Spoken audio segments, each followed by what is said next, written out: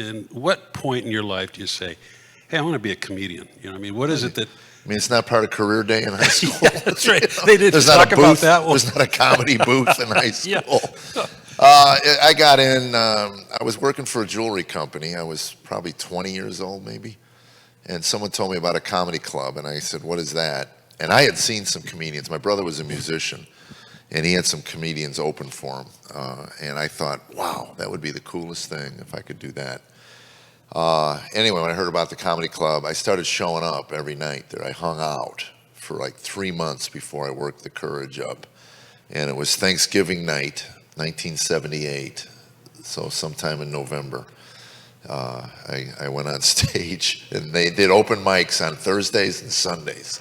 So Thursday night I go up, Thanksgiving night, and I go back on Sunday, and this really large black MC comes over to me and says, yeah, you're going to have to make some sense tonight. We're still trying to figure out what you said Thursday night. Is that right? Yeah, it was bad. I mean, it was really... And they actually let you back, though. And well, open mic. Anybody can get up. Yeah, anybody can get up and do whatever they want right. to do. You know? And they knew, because for 3 months I hung out there. I mean, I knew the guys. They knew I wanted to do it. Sure.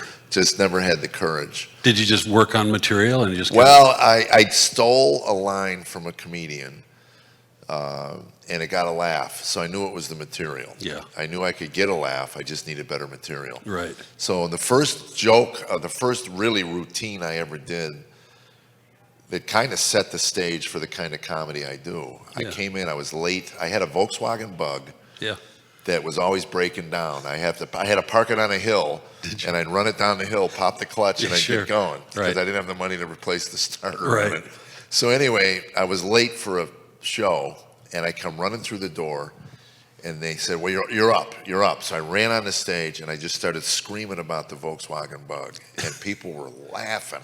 They really? And I said, oh my goodness, if you talk about true things, and it's usually angst, right, you know, or angry, you know, then it works. Well, somebody said once that comedy is sometimes just reality exaggerated, right? Well, that's it. I mean, I do what they call coincidental comedy. Yeah.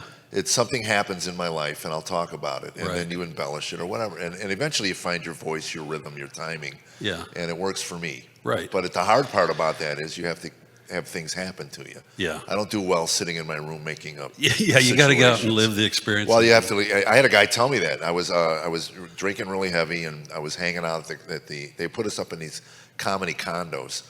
And all I ever did was, you know, drink until whatever and then sleep all day. And I remember talking to the comic I was working with who was headlining. I was middling for him. And I said, man, I need to write more material. He goes, well, get out of the house.